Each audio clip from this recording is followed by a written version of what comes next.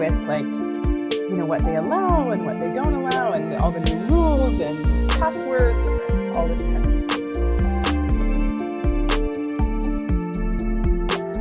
Is this going to be video recorded?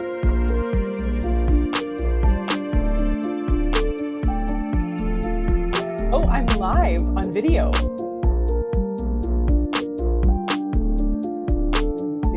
Sorry, I'm just sort of in my comfies right now and didn't have proper lighting, and let me just see what I can.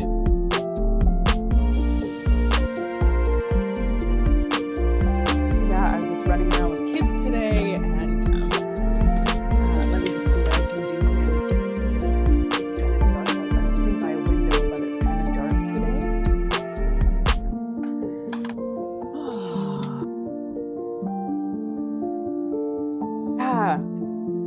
It's the same here. It's pretty warm, like it's mild, but oh wow, I've got crazy hair, David. I've got crazy hair right now. I'm just running around trying to get myself together. Oh, I'm not sure how together I am, but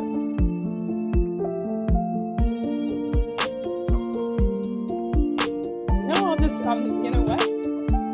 I'll just look kind of crazy hair and tired, and we will go with that in like an old t-shirt.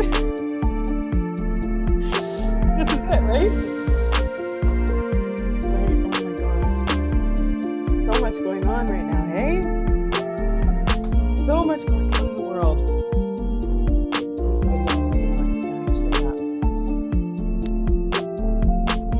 Yeah, so much going on.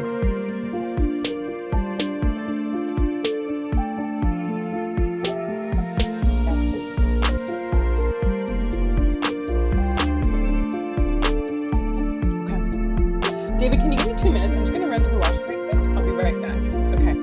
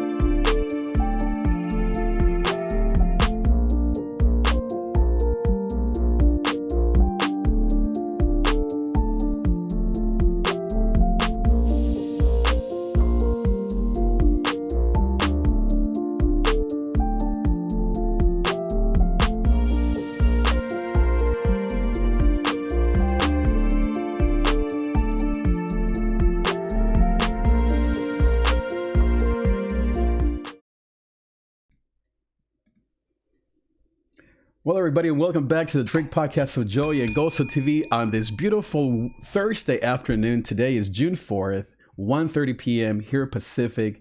And today we're talking about a dear friend.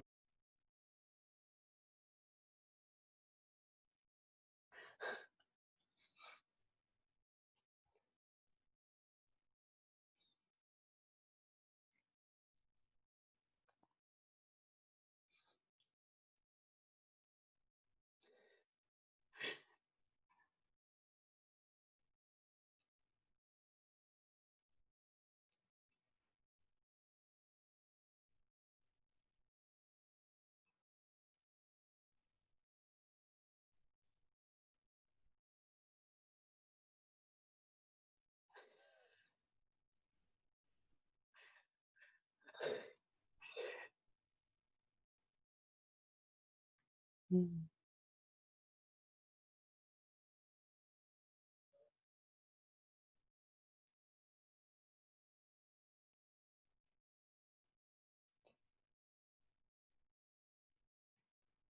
Mm.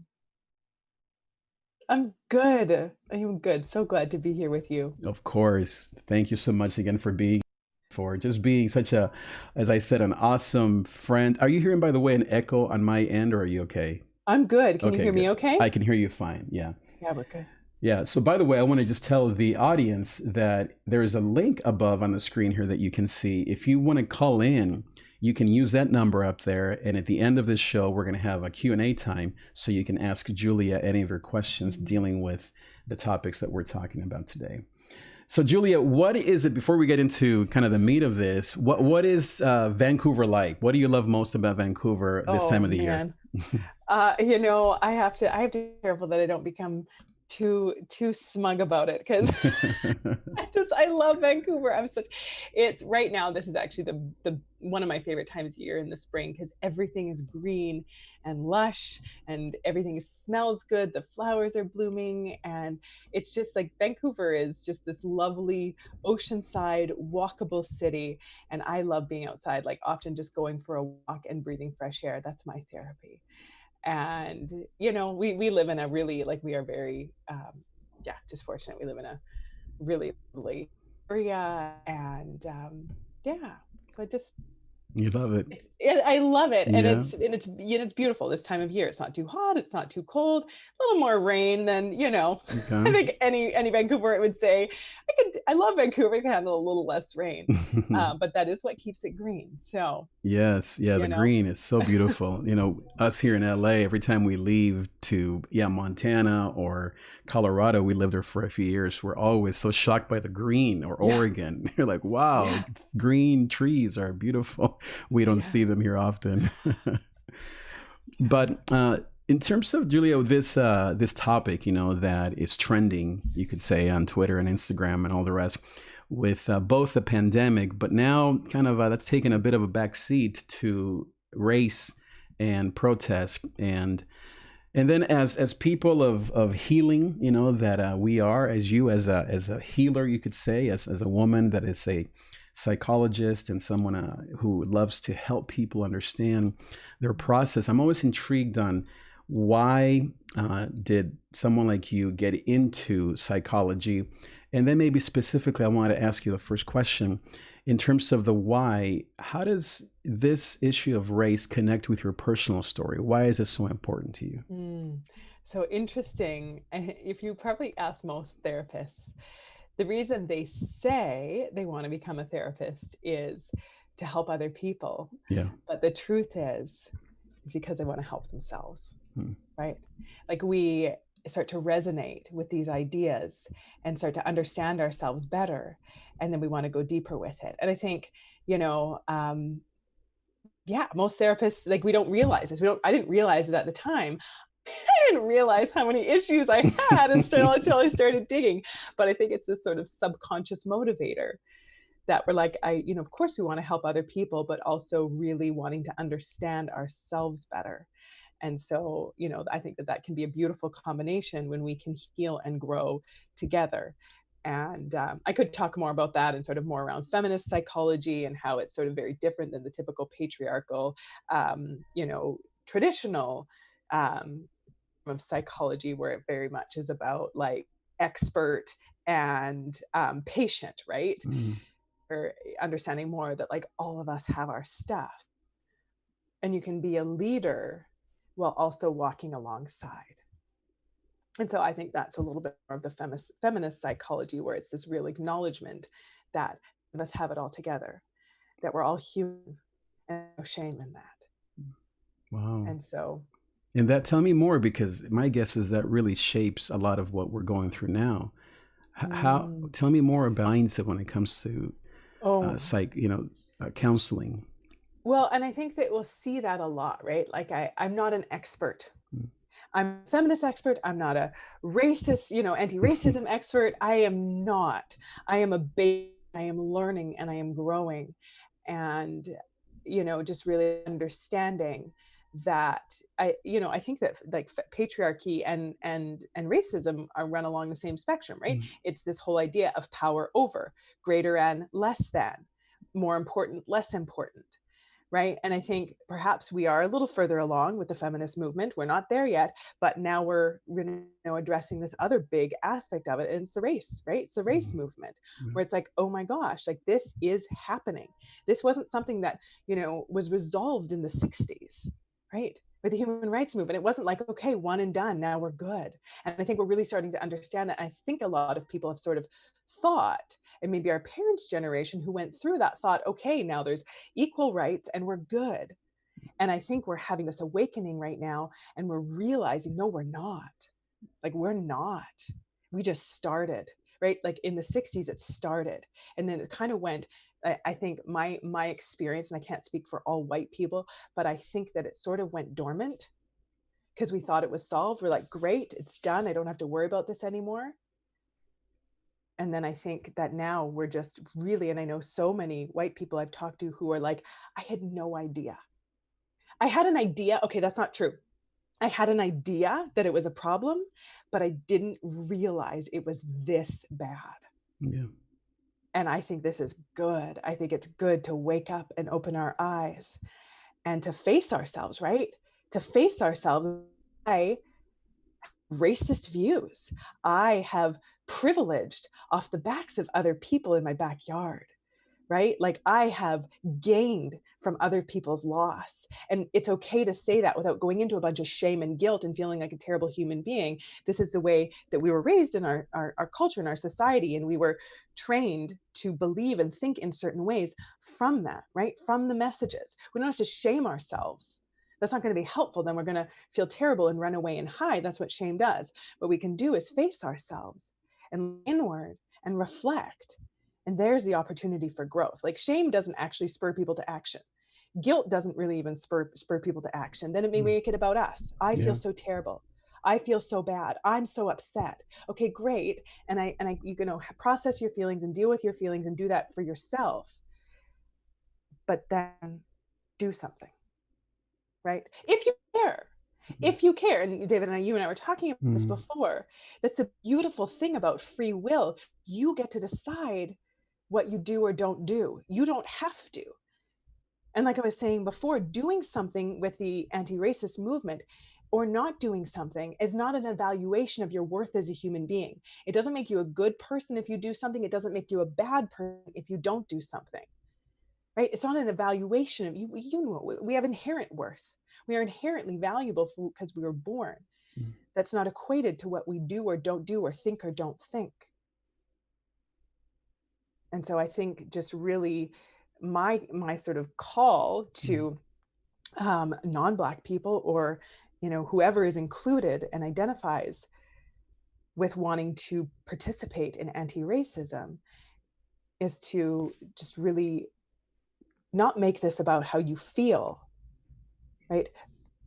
But process your feelings and use those feelings as impetus for action. Sure. Right? Feelings in and of themselves don't really do anything. It's just a physical experience in our body. But when we can use those feelings to foster action, then we're talking, right? Then we're talking. Now, if you want to. Oh, of course. It is that free will. Yeah.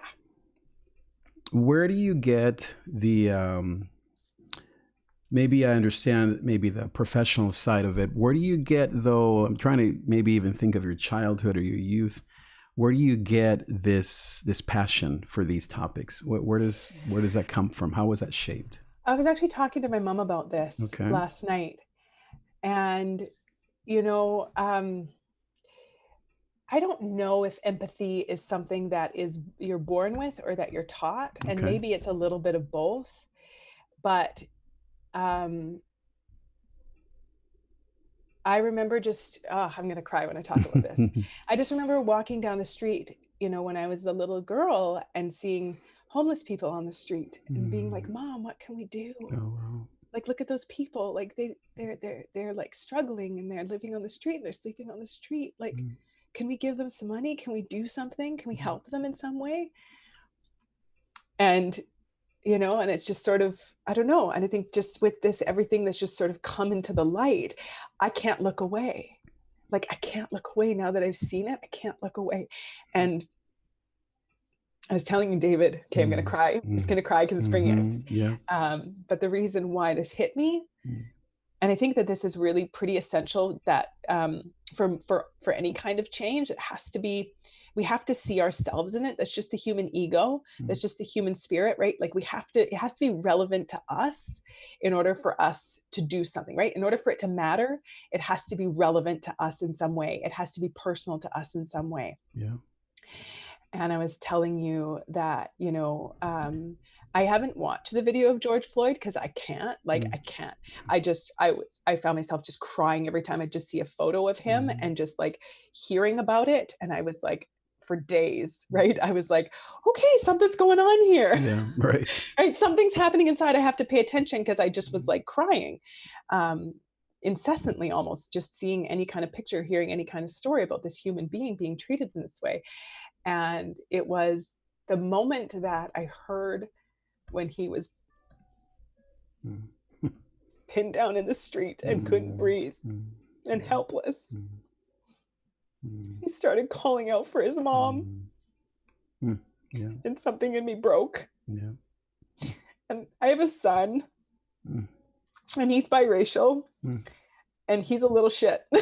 Like, he's the best kid in the world, but he is feisty and he is mischievous and he walks to the beat of his own drum, makes up his own rules. And for a second there, I'm like, I could see him getting into trouble. I could see him, like, he's not a bad kid. Like, he's not he's not a serial killer, but I see him just sort of, having his own ideas and making up his own rules, because he already does at 5. And there's just something in me that hit that I'm like, my son just gets into trouble, right? Like, he does one little thing, he gets into trouble, and he's being pinned down on the street and he's calling out for me, and I'm not there. Wow. Yeah. It's too much. Too much. Like, that was someone's son. Yeah.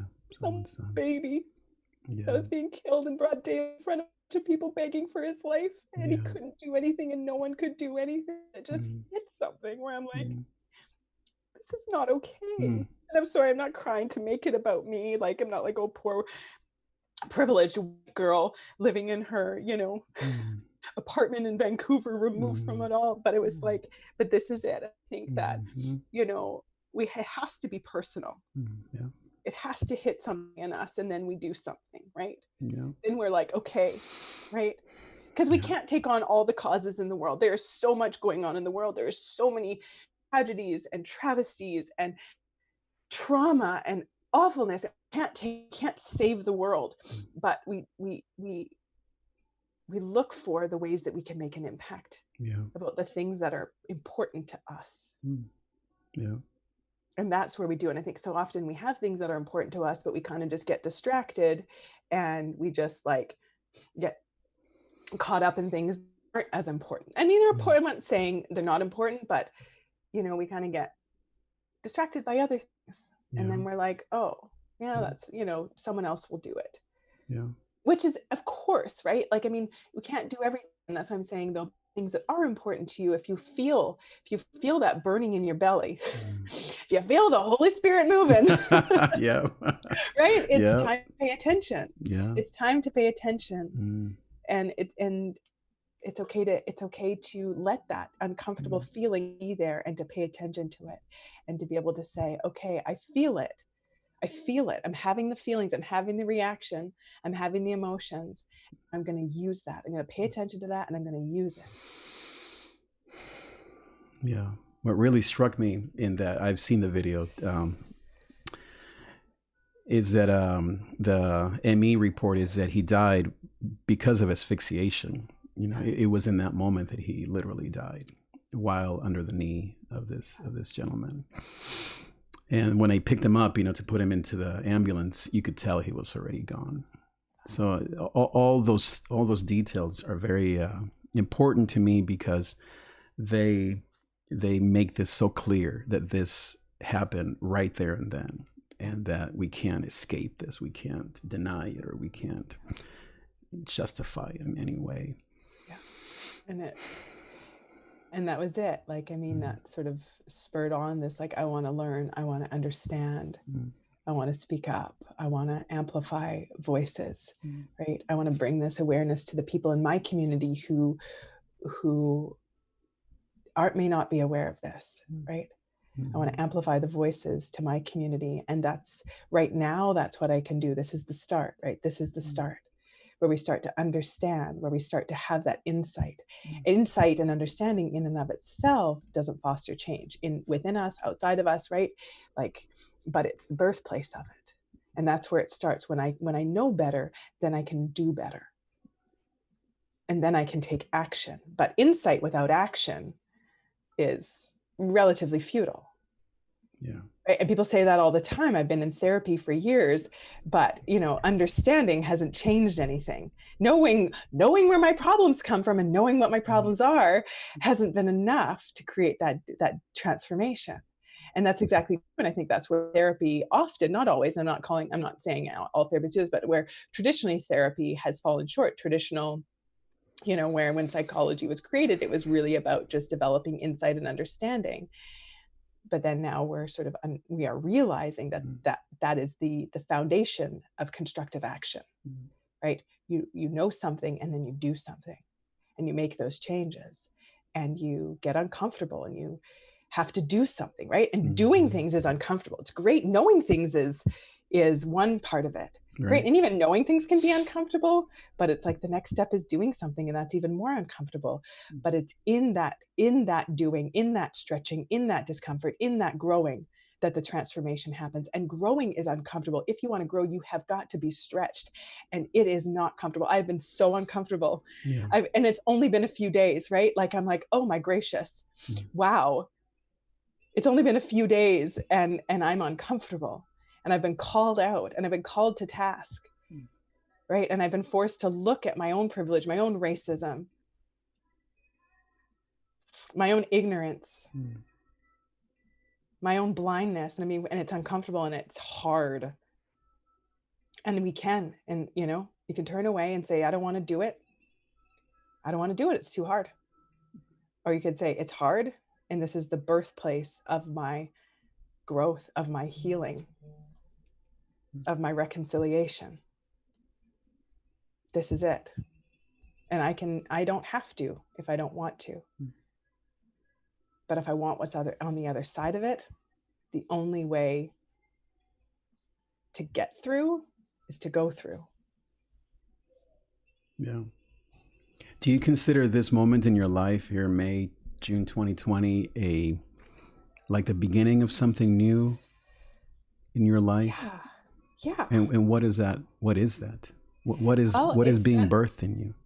It's that awareness. And like, I watched this video by one of my mentors, Nicole Walters, who is this brilliant businesswoman who I've followed for years. And she did a really, she's a Black woman, and she did a really poignant video that just hit me, especially as a parent. And she said on there, like, parents, you know, just teach your children, don't teach your children not to see race. Teach your children to see race. Teach your children to look out for racial injustice, for people. Don't put your blinders on and pretend it's not happening, right? good intention to say you don't see race, but it's going to make you not see what's happening. Yeah. Right. And so teach your children to see race and teach your children to look out for their colored friends. Right. Teach your children to look out, not just for your colored friends, because as we know that like it's depending on where you live, different races are treated differently. Mm. Look out for your colored friends that are being treated unfairly. Right. Right. Look out for your Black friends. Stand up for your Black friends. She said, you know, you don't have to do it for them, but just think of it. And she used a really interesting metaphor. Just think of it as like your friend in a wheelchair, where like they can get around and they can like push themselves around, they can wheel themselves around. Every once in a while when there's a hill, just like offer to push them. Wow. Offer to push them, because you know they got to save their energy, because they got to keep wheeling around all day. But just every once in a while, just like push them, help them up the hill, give them a break so that they can save their energy, because they're going to have to keep struggling. Wow. And that's what you can do. Teach your children to step in, to say something, to do something, to fight for them, because they are fighting a lot and they're tired. Wow. And I was like, I've never had a race conversation with my biracial children. Right? So that's coming, you think? We've started. Yeah. And I just started to them. I started talking to them and just started saying like, hey, look out for this, you know? Walk us through that. We have a lot of young moms that are probably in the same boat. Yeah, I just started saying like, I want you to know that there's people who treat people differently because of the color of their skin. I'm not saying you do, but I'm saying that there are people that do. There are people that think that someone is less than or not as important and not as valuable simply because of the color of their skin. And my kids are so confused. They don't get it. They're like, what do you mean? But we're all just people. I don't get it. And I just said, you know, there are people that think that, and I just want you to know. And there are going to be people, maybe even kids, who think that and say things. And I want you to know that that's not okay. I want you to take note if anyone ever says something bad about someone, because, you know, we're talking about race right now, but we could talk about sexism and ageism and, you know, or sorry, not ageism, sizeism. We could talk about all that stuff, you know, kids make fun, but right now we're talking about race. Right now we're talking about race. And so another child making fun of another child because of the color of their skin or the shape of their eyes or the size of their nose, right? You say something. Or you tell a grown-up, or you tell me. It's not okay. You tell on them, and you tell them it's not okay. And they're just, so we're just starting, right? My son is 5, my daughter is 7, and we're just starting to sensitize them a little bit. And I'm only doing this, and so I just want to be really clear. Anything I'm doing right now, anything I'm saying right now, it's only because of what I've been learning from Black people. This isn't me like having all of these brilliant insights as this, you know, woman who has all the answers and knows this. Like, this is me listening. This has been me listening for like just hours and hours and hours and hours and hours and consuming and be like, just like, what can I do and how can I start and what, you know, what's the first step and like, help me, like, and, you know, not asking them, but like asking myself, like, I want help and I'm going to seek it out. I'm going to look for it. I'm going to take it in. I'm going to learn, right? I'm going to learn. I'm not going to ask people to do it for me, but I'm going to learn and I'm going to listen to what they're saying. I want to read a comment really quick here. Yes. That's just wonderful. Sabina said, you're right. It's very uncomfortable to see our own racism, our own blindness, but we have to. Totally agree with that. And that's it, right? Like saying, oh, I'm not racist. We're all racist. We're all racist. I want to speak to that really quick in terms of what I love about your videos on YouTube. And to my audience, if you haven't watched Julia's YouTube videos, we'll put a link at the bottom of this episode, but you have to. What I love most about your videos, Julia, is how sensitive you are to the process, that people, you don't assume that everyone knows what to do. You start at the beginning and you walk them through this process. And here's what I want to say in terms of colors, right? I'm Latino. I grew up in Central America, moved to Long Beach when I was 6 years old here in the LA area. And we face racism within our own culture in terms of color. So the darker you are, the less skilled or you're looked down upon. And so my father is maybe even twice as dark as I am. So we've always seen that. And plus we're from the Atlantic coast, which is more most of the slaves came from in terms of back in those days. So we probably have African roots in us as well. Or maybe Indian, as we call it, in terms of back then, Pakistan perhaps. But here's what I mean. Even those of us who are of color, we still have to teach our kids the process of learning to love, learning to see color and what to do with that. So that's why I love what you're doing, because it's not just for one person, it's for every mom out there that is wondering, how do I bring this up? Yeah. So what do you think kids respond to in terms of these topics that seem to be so heavy? What has helped you teach them some of these things? Teaching empathy. Okay. Right. And it's just, I've been talking about this too, like how I've been teaching my children around with the coronavirus. Okay. Yeah. Right. And being very aware of that, instead of saying, stay away from other people, right? Keep your distance from other people. Other people have germs. Right? Like, I don't want to make them scared. Yeah. I don't want to make them think that other people are bad. So we've just really I've been really mindful of the language and saying, okay, guys, let's respect other people's space. Right? Make sure you move to the side of the sidewalk. Let's give people space. Let's keep our germs to ourselves. And the kids are like, oh, okay, great. Like, they're not scared. My kids are not scared. Yeah. They're not anxious. I'm like, we just need to keep our germs to ourselves so that we keep everyone safe, so that we keep everyone healthy. And we got to give other people space and be respectful of that and watch out for other people and make sure that we're giving them space, because we don't want to get too close and give them our germs, because that's not fair. And they're like, okay, right? So my kids are like, and they're just sort of aware. And, we're walking down the sidewalk and I call out if they're like walking ahead of me, like, space, guys, give people space, 2 meters apart, or in the US, 6 feet apart. Right. Yeah. 6 feet. Yeah. give 6 feet, guys. Don't forget 6 feet. Let's respect people and give them space. I saw a young mom the other day telling her young daughter, move away, you're gonna die. And I thought, I don't think that's very helpful to this young 6-year-old. But I thought, unless you think about this, that's what we can be filled with panic and fill our kids with panic, unless you know what to say. Right. And instead of telling your kids there's terrible people out there who treat other people unequally, right? Those are the enemy. It's saying, hey, look out for your friends who are being treated badly because of the color of their skin. Just look out for them. Yeah. Right. Look out for them, stand up for them. This isn't about these evil other kids, but it's about looking out for your friend. Right. Look out for people. Don't fear people. Look out for people. And I think, wow, you're saying such amazing things. Don't fear people. Look out for people. Push the person in the wheelchair across the street. I mean, it sounds so revolutionary.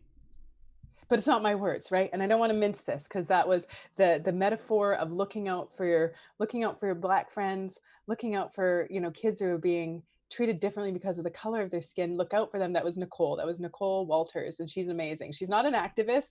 She's a mom and an entrepreneur, but she gets it though. She's been speaking out, right? Okay. She's been speaking out a little bit in a really beautiful way, in a really, just like, she's like, I don't know the answers. This is my experience, right? And just even her talking about as an educated, affluent Black woman, and what the racism she experiences. And this has been really opening my eyes. I'm like, oh, wow. Like, this isn't some people, right? It's not economics. It's not about economics. Yeah. Nope. It's all people. It's all people. And Black people are not experiencing it from everyone, but they are experiencing it every day, right? And I can't even imagine what that would be like. Weed through derogatory comments every day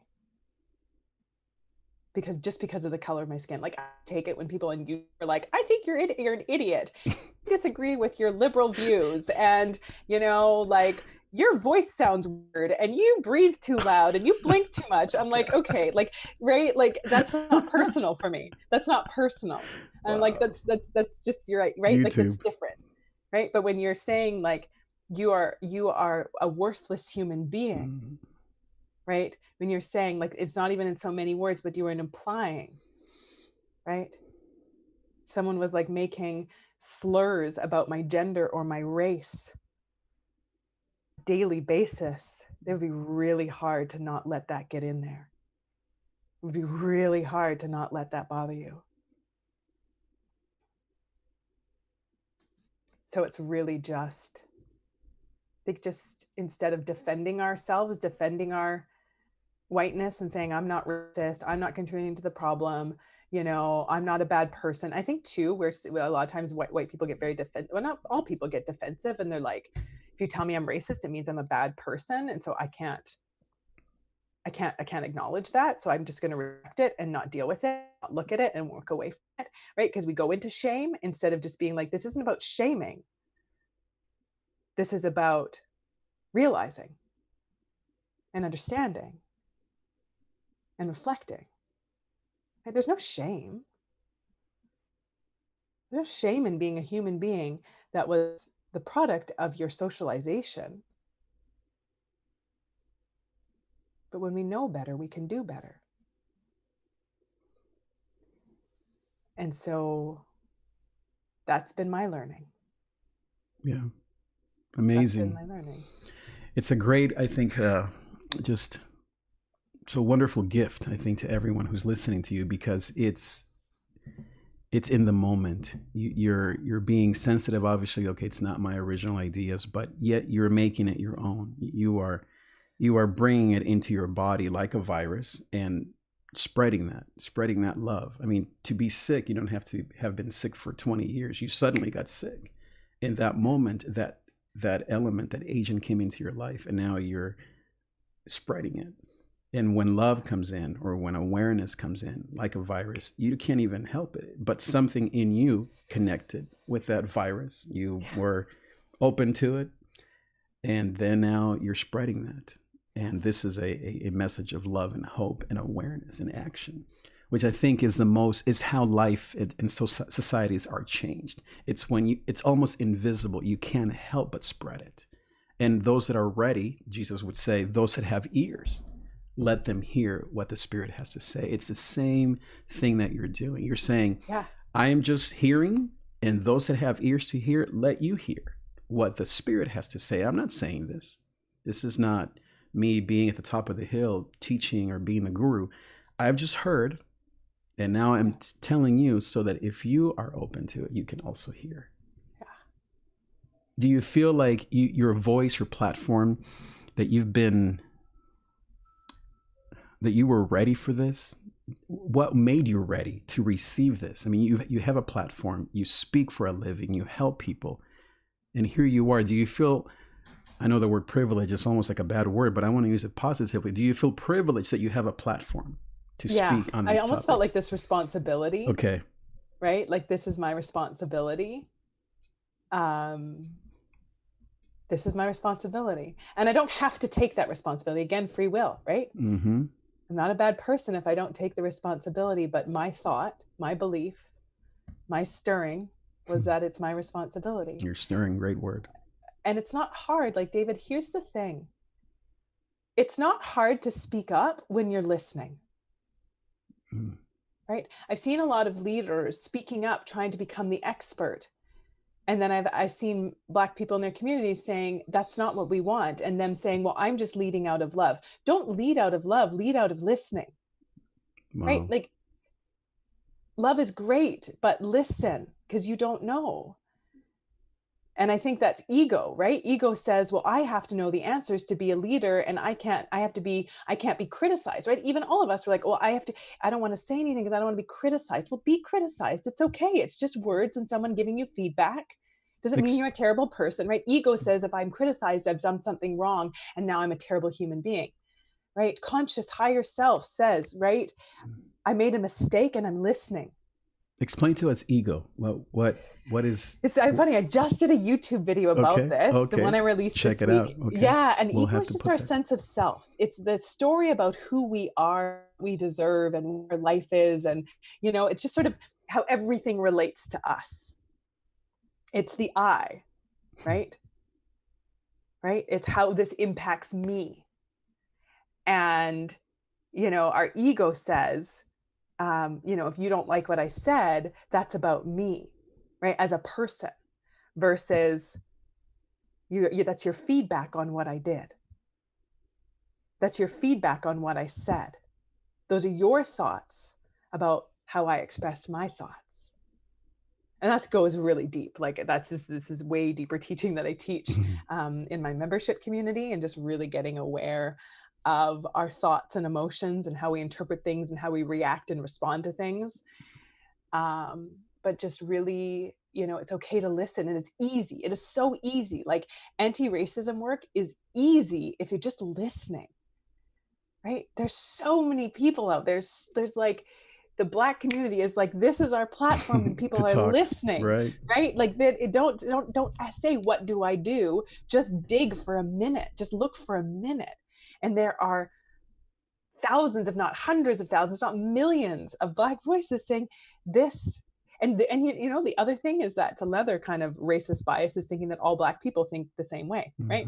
Like Right. all white people, all Hispanic people think the same way. Of course Right. not. We're all Right. just individual people with a brain Mm. that has different thoughts based on different experiences and different understandings. And so I just think, be willing to listen, and then be willing to amplify those voices. And the voices that make sense for you, right? And I see this too, like people are acting and like, listening and then doing something. And then other people are saying, well, I don't think you should do this. I heard this person say you should do this, right? And I think we can get so caught up in like who's right and who's wrong and what you should do and what you shouldn't do. And I think a lot of it is just do something. If you want to, again, free will, that beautiful thing. And not, I talk about this in one of my videos. It's fear versus preference, right? If it's not your preference, if it's not your thing, it's not your cause, you don't have to. But if you want to, and you're letting fear stop you, then do something and deal with the fear, right? And my video next week is going to be about ego fear versus actual fear. And ego fear is, what are they going to say? What are they going to think? It's not real danger. You're not in real danger for your life if someone is like, I think what you said is stupid and ignorant, right? Right? Like you're not going to die. It might be uncomfortable. Right. You might not like the way it feels, but it's not a real threat. But our brain lights up and is like, oh my gosh, this is the end. Yeah. Right? And so we avoid this. We so get caught up in ego fear. What are people going to think? What are people going to say? What is this going to mean about me? So I'm not going to do anything, instead of being like, just let yourself be wrong. Let yourself receive feedback. Hopefully the feedback's going to be relatively respectful and not the person saying like, I hate you and you're stupid and you should die or whatever, right? Like that's a little Right. scary. Yeah. I don't think that's usually the feedback. Right. Right. I don't think that's usually the feedback, but like it's that ego of like, if someone corrects me or criticizes me or disagrees with me, then it somehow means that I'm a terrible human being. Even though I did a post on social media and someone said, you're a terrible therapist. Yeah. It's still not personal, right? It's just their thoughts about what I posted and their opinion about what I posted, right? They had a thought that that person shouldn't say that. And if they said that, it means they're a terrible person. And it's so interesting because I know, and I give this, this is maybe a bit of a deeper example or a more complex thing, but I put this post up on my Instagram feed. A bunch of people liked it. A bunch of people hated it, right? It's just words on a screen. And so it wasn't the actual words that I said that created people's emotional reactions. It was their thoughts about the words that created their emotional reaction. It's not the thing, it's our thoughts about the thing. And people had different thoughts, which created a different emotional experience for them. And that's the truth for all of us. When we say something, when we do something, and someone says they hate it, says they like it, it's not the thing that created the emotional response. And this is way deep into psychology. But it's their thoughts about what we said. And we get so worried about what other people are going to think. It's like we're acting to control other people's minds. Does that make sense? So it's Yeah, like, of course. I want to control what other people are thinking. Because So of I how don't it want makes to, me feel. right, Mm. right, right, right, right. I don't want to say anything because I don't want people to think certain things. So I'm going to try and control their thoughts by not saying something. Or I'm going to say it, but I'm going to want to make sure I say the perfect thing so that they can have thoughts that I want them to have so that I can feel a certain way. Right? It's like we base so much of our feelings on trying to control other people's thoughts. Yeah. And it's just exhausting because we can't. We can try, we can act, we can learn, we can reflect, and we can try again. And we can act again. And we can fail and we can learn and we can reflect and we can succeed and we can fail and we can try and we can learn. Like, right? Like, it's just all part of it. Now, when I talk about PTSD and this topic, trauma and racism, I was listening to another podcast, Krista Tippett, it's called On Being. Yes, and she's her lovely. guest, she's amazing. He was talking about PTSD and how a lot of this that we're feeling is in our bodies. And, it took me back to my first encounter with a police officer here in Long Beach and how it got stored in my body. Or the first time that I came to this country and I realized that I was a different color than everyone else. It got stuck in my body and my emotions. I went through a war when I was 10 years old. I mean, all these images of burning bodies, all these things, even though maybe I thought, okay, that didn't really bother me, but my body stored it, right? And I've learned enough in therapy that I know it's there and you have to kind of, eventually bring it out and go through it. What do you think, going back to the idea of thoughts, right? And if you're ready, free will, but yet our bodies, our reactions stop us from hearing the truth that we need to love, we need to accept others. What do you recommend when it comes to trauma and PTSD? How can people begin to... I'm not a PTSD expert. Okay, sure. So just sort of that, let's just put that out. I'm Sure. not a PTSD expert. Right. So I'm not the best person to ask that question. Sure. But I, work with people with trauma and just really processing their trauma and really just understanding, sort of unearthing those subconscious thoughts, right? Like when we go through something, we have an evaluation of it in our minds. Yes, right. That's right? it. Yeah. But it becomes sort of repressed and pushed down, especially if it's extremely distressing, right? The thoughts about what's happening. If it's very distressing, then our brain is trying to kind of protect us and like not live in this state of like extreme discomfort. So it's like just sort of pushes it down. And then it just sort of comes out in these other ways. It comes out in more subconscious ways. And a lot of the work is about bringing a voice to those experiences and processing those experiences and seeing the thoughts that we've pushed down, right? And that's what experience is. Experience is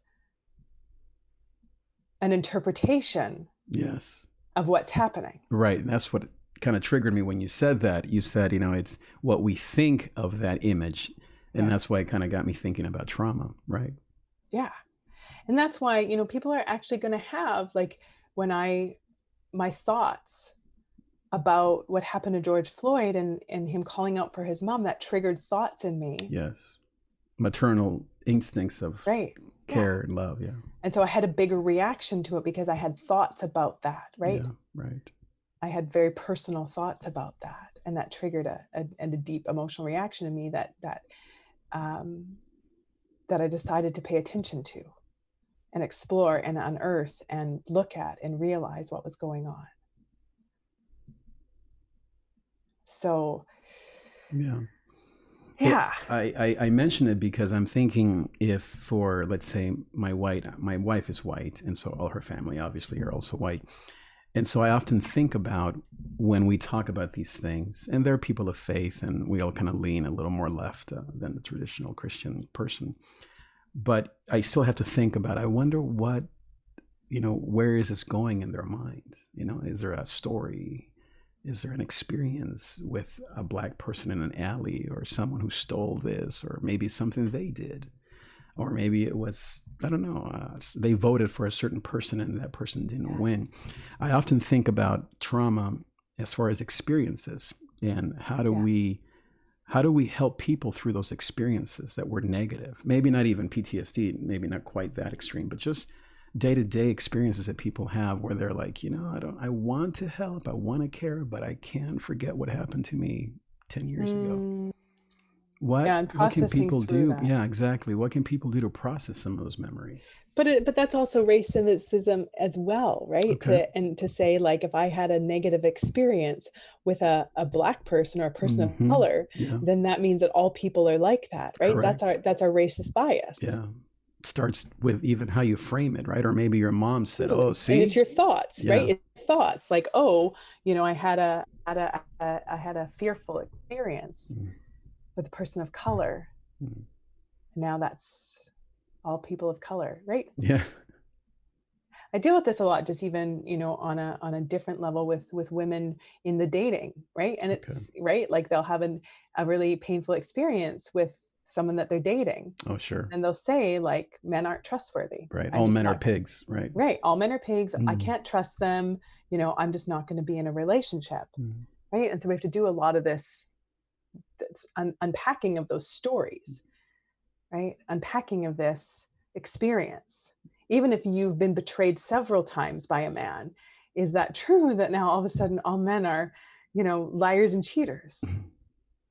And I can understand how our brain is trying to protect us all the time. Like, our brain's job, like on sort of this, like, survival level, on this instinctual level, it's to keep us alive and reproduce, right? To keep the human race going, we need to stay alive and reproduce. And so those are a lot of our instincts. Our monkey brain, our reptilian brain. Yeah, like that primitive brain back in there. And so just sort of understanding that our brain is trying to make sense of things. And so it's our job as our conscious self to kind of look at that and say, oh, my brain is saying, I had this negative experience with this person that looks like this, so therefore stay away from people that look like that to keep me safe, right? It's just your brain trying to keep you safe. Right. Right? It's just about, like, if you eat red berries, you're going to die. So don't eat any red berries. Right? And so it's just self that steps in and says, okay, but are all red berries poisonous?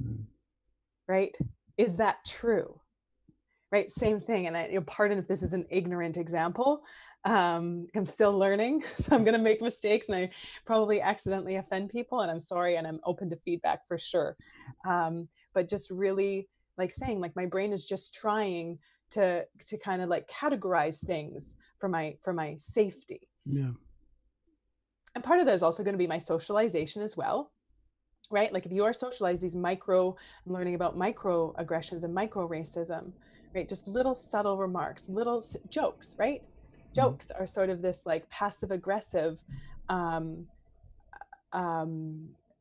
it's a passive aggressive, permissive revelation of a cultural attitude. And so when people make jokes that alienate or oppress any kind of person, it creates these sort of there's these microaggressions that create beliefs in our brain that form our thoughts and our perspectives.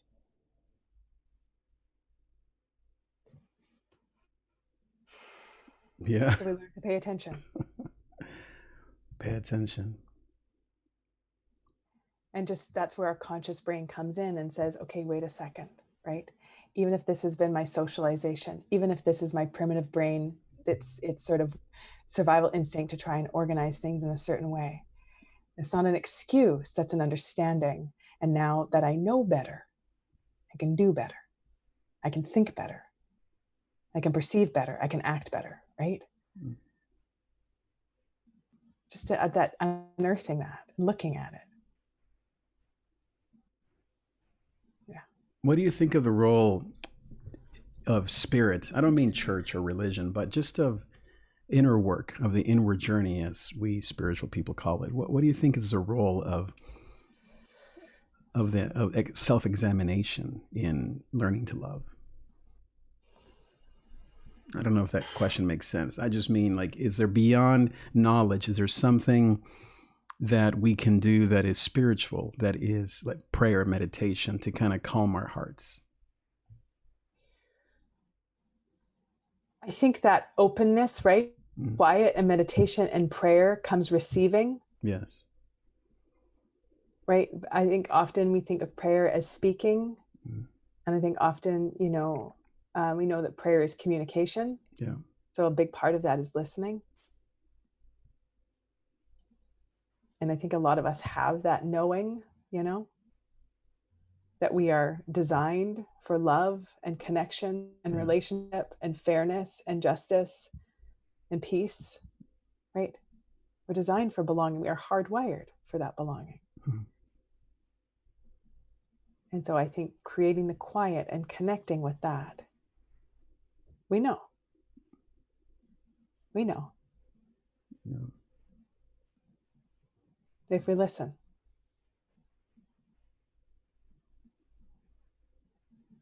And I think it's hard to listen because there's so much noise.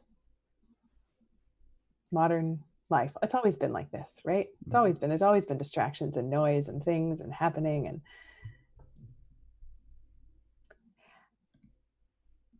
I think this movement has come at a perfect time because people have less distraction. Yes. Right? I think it's been this perfect mix, time and place in history for this to come up. No doubt. Right? Wow. Because there's few people have to. Yeah. It's in your face and there are less distractions. So you can't look away. Yeah. And I think that's good. Right? We grow, and when we stretch, and stretching can be uncomfortable, but there's really no other option right now. Right? You can put your fingers in your ears and close your eyes. La, la, la, la, la. Obviously pretend nothing is happening and everything is fine. And right? And you can do that, it's right? impossible almost. Yeah, it's right? nearly impossible to close your eyes to this. I mean, when Rodney King happened, it was one man with a camera, and the news picked it up 3 weeks later. 3 weeks later. Now, that video was shot live, and in seconds, the whole world saw it. Yeah. And the space and time of this pandemic has caused us all to consider our part. We have to look. We have to see it for the first time for a lot of us. It's always been there, but we have been distracted and ignorant because we had to take the time to look, and now we have the time, so we can't not look. And I don't think it's a bad thing. So maybe 2020 is the best year ever after all. I don't think so. About We're that. not quite there yet, but maybe, huh? Well, I saw a post about that really? Coronavirus has forced us to slow down and look inward, right? The death of George Floyd has forced us in our time of slowing down and looking to look at this problem. Because we don't really have a lot else to look at right now. Pretty sure even, Netflix is going to dry up soon. I'm like, right. Who's making new shows? No one, right? No one again. But at some point, the supply of food might know, but the supply of, entertainment. Sitcom. Well, that's why your YouTube channel's there, so we can all be Come watching. on over to YouTube channel. Yeah. Learn and grow.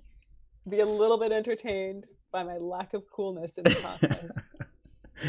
I love your videos. We have a few more comments here on YouTube. Let's see. It says here, Toos now, hi. And then the comment was very true. So yes, thank you for your comment, Toos now. They're on YouTube. Wow. But I also want to say too, David, don't listen to me. Like for people, if some of this is connecting with you, go on social media, start listening. Yes. To Black people right now. This isn't the time for white people to have the spotlight. I'm not here for the spotlight. I'm here to amplify those voices and to call people to listen to the people who are talking, the people who are being impacted. Right? I'm not being impacted by this. This hasn't been my story. This hasn't been my life. This isn't my platform.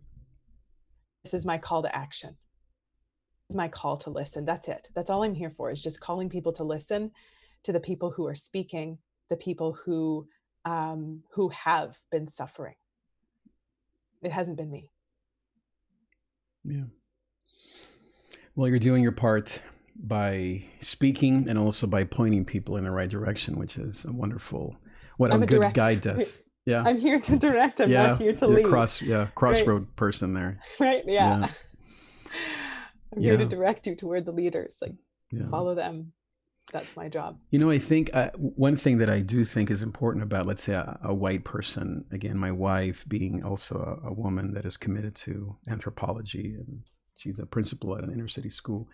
I think the reason why it's important to hear, quote, white voices is because I think that the conversation has to, I don't know if it start there or end there or include, but it must include white people around a table talking about these things and saying, hey, you know, how are you processing this? Because in some ways, as a non-white person, I sometimes think, does my wife and her family feel attacked by all this? You know, maybe the empath in me, I'm not unilateral, like, okay, this is all against one race, because I know the issues that I have experienced among my own people based on color. I am a part of the problem as well. And so I think when white people, let's say 4 or 5 women, moms get together to talk about this with someone like you, let's say guiding them, right? I think that can be very powerful. And I think that's true. Having these conversations with each other, talking about it with each other, opening it up. Right. Right. Opening this up. And I've been talking, that's all I've been talking about. I mean, not with my clients, part of our session, because I have clients mostly in Canada. Pretty much mostly in the Canada and the US, but some in Europe as well. And this is impacting all of us. This is, you know, it's the experience of all of us. And and so we've been talking about it. We talk about other things as well, but we've been starting off every session with checking in. How are you doing? What are your thoughts? What's going on? Right. And I'm hearing a lot of that from my white clients saying, I want to do something. Right. Like, I just feel this like stirring in my spirit and I want to do something. And so, I've been talking about that. What does that look like?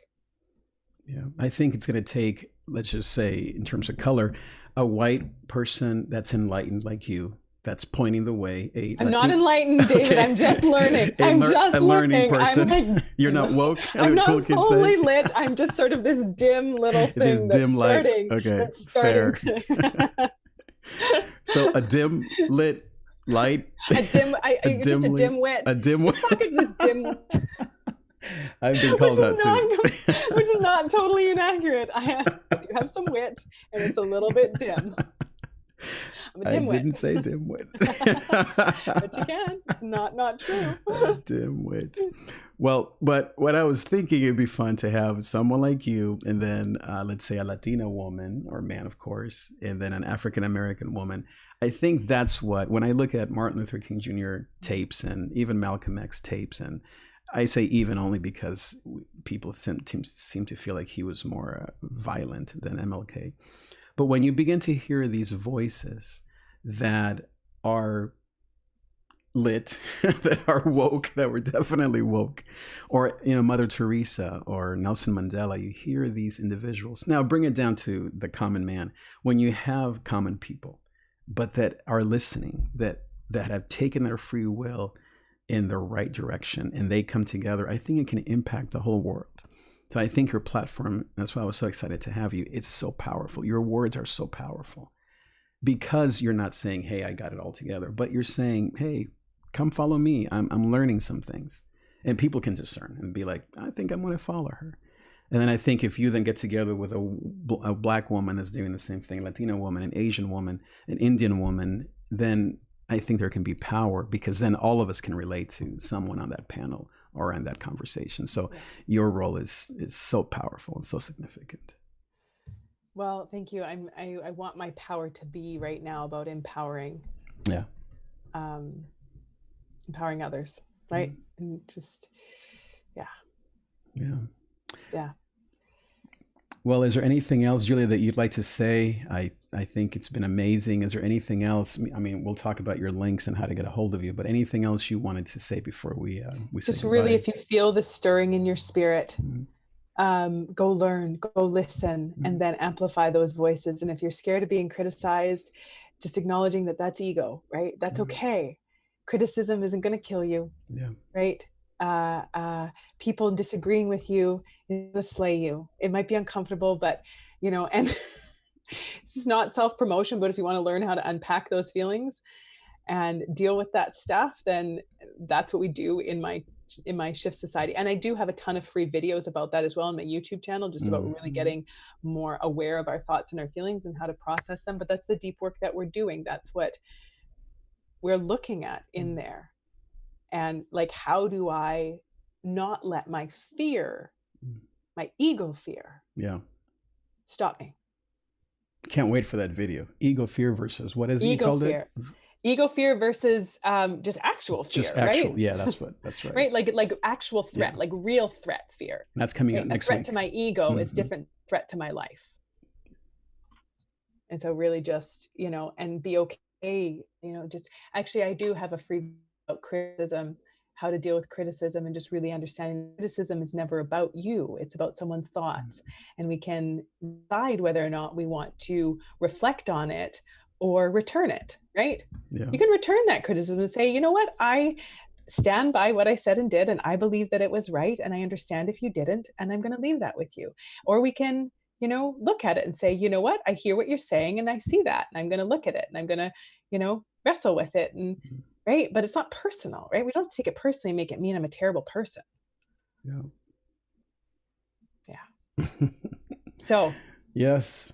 So if it's important to you, if you've got the stirring in your belly, say something, you know, or even, you know, you don't have to stand up and speak up with a loudspeaker. Have the conversations with your kids, have the conversations with your parents, have the conversations with your friends, you know, talk about it. Stop. I mean, and this is what I've been hearing from the Black people as well is, you know, say something when the racist jokes happen. Yeah. Right. Say something when the passive aggressive comments that have to do with race, say something, right? That's the work. That's the bravery. That's oftentimes what we fear so much, right? It's like someone, you know, thinking I'm being too uptight or too, you know, can't take a joke. And like, right. It's like, okay, I know it's not funny. Right. And I am uptight about this. Yes. Because it's a problem and it's a serious problem. And I am uptight about it. Absolutely. Stop it. Don't do it. It's not okay. We got a comment here from Twitch. I want to just acknowledge sometimes okay, I don't want to read all that, but the comment says criticism is only ever hurtful if it is true. Should it be false, why would we bother? Be it true and we know it, it stings. Yeah, criticism stings. Yeah. Right. And then just look at it, right? If it stings and it hurts, then be willing to unpack it instead of defending it, right? The ego defends it and it's like, oh, I didn't do that, right? We get defended instead of just being like, okay, let's look at this. Yeah. Is if there's some truth to it, then let's look at it. It's not a threat. It's just an opportunity to learn. Yeah, there's so much to this. It's so amazing. That's why, you know, I was so excited to speak to a therapist because you have the understanding of the ego and the mind and kind of our past to understand this. But you don't have to be a psychologist, right, Julia, to grow. You don't have to be so smart as you. We can, all the rest of us can do it. Right, I've spent a lot of time learning and understanding because I'm passionate, right? Because I'm passionate about it, and you just have to just start listening, right? Like, and that's the same thing too. If you want to like be doing these internal shifts inside, just start listening. Start learning. Just start listening and learning. You don't have to figure it out on your own. You don't have to know what to do. Just listen and learn. And there's people that are here to help you guide you on that journey. It doesn't have to be hard. There's a comment here again on Twitch. It says, I would be interested if there is a difference between an insult to one's character and one's ego. Character versus ego. What do you think of that?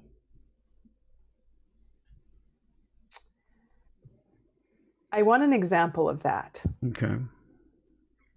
I'd love to hear an example of that. If someone's like, yeah, I'm really curious about that. What they mean by character. I don't want to infer. Right. But our ego is our sense of self. So yes, our character is really tied into our ego. What is character? What is character? Yeah, I'm really curious about what they mean Right. by that. Yeah. When I think Right? character, I think of values. Like, am I an honest person? Yeah. And then it's a disagreement, right? If someone's Right. like, you don't You're have not the same, honest. Right. right, you don't have the same values as me. Mm. Right. And if someone's like calling you out for not being honest, Mm. then that's a, I Growth? guess it gets so complicated though too, right? Like that's an action. Not being honest is an action, Okay. right? Lying is an action. Mm. And so is someone disagreeing with my action? Okay. And what are my thoughts on that? I study the Enneagram, and the 3 is, they call them, their virtue is achievement, and their deadly sin, or their, what do they call it? Their something is lying. Okay. And deceit. Yeah. I don't know. I think that's a whole other can of worms. That just came to my mind. Here. Yeah, exactly. Yeah, that's a whole other can of worms. We'll do another whole thing next month, perhaps.